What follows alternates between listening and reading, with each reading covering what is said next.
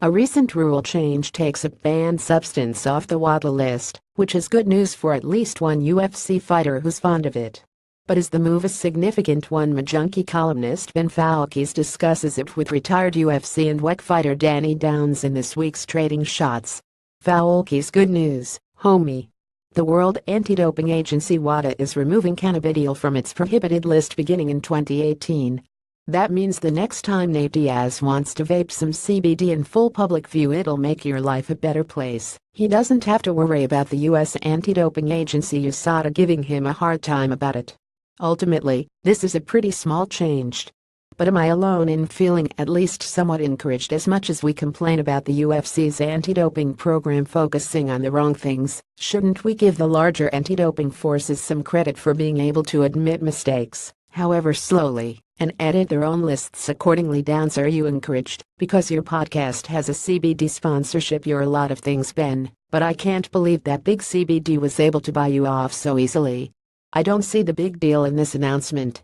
It will be helpful for fighters like Diaz who use CBD for pain or inflammation relief, but I would assume that's not a large list of people.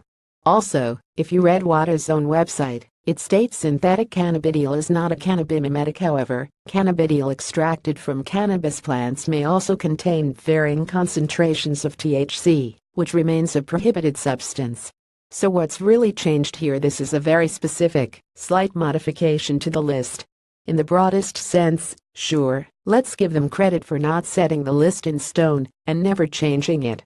That seems like a very small standard to have, though. If you've never washed a single dish in your house, should your wife be encouraged? If you wash exactly one dish, one day in October, it's one more than you've ever done, but one dish does not make a trend. That's not to say that every announcement has to be groundbreaking or completely precedent-shattering, but what's the point of getting excited about tiny, bureaucratic changes if that kind of stuff gets you going? I can give you all the recently published rulemaking documents from the Federal Aviation Authority. Wait until you get to the one about incorporation by reference of ICAO Annex to removal of outdated North Atlantic minimum navigation performance specifications. They really went all in on that one. Falkes: it's true that I'm coming to this with low expectations, but there's a reason for that. I still remember when state athletic commissions were the only ones handling drug policy stuff in MMA. For a lot of them, the main focus seemed to be ensuring that they had to do as little as possible. They wouldn't listen to reasonable appeals. They were resistant to any sort of change, no matter how sound the argument in favor of it. Point is, don't act like it's a given that the anti-doping forces will make common-sense rule changes when appropriate. And isn't that what we've been asking for when people complain about fighters getting in trouble for substances that shouldn't even be on the banned list, or when fighters get popped for weed, and we all roll our eye in unison? Aren't we saying that we want to see some changes in how the regulatory forces approach this stuff? Now we have some change. It's pretty minor, sure, but it's an encouraging sign. We might get what we want after all, eventually. Are you too much of a cool kid to admit that we're at least moving in the right direction? Downs: again, I'm willing to admit that we're moving in the right direction, but you want me to gush over a minor change? Missoula, Mont, is more than 1,200 miles away from my house.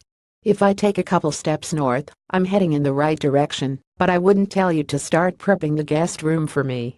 This isn't about me being too cool to admit there's progress. It's about us wanting to give kudos to accomplishments that don't mean anything. You want there to be improvements so badly that you'll take any small evidence to feel like your goals are closer to fruition.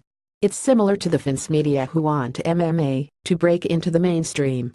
Look, Miesha Tate, Paige Van Zandt, Daniel Cormier and a few other fighters are awkwardly shadowboxing on Good Morning America. We finally made it, baby. There are a lot of problems with anti-doping programs in sports. I'm sure the people at WADA are well-intentioned and want to make it better.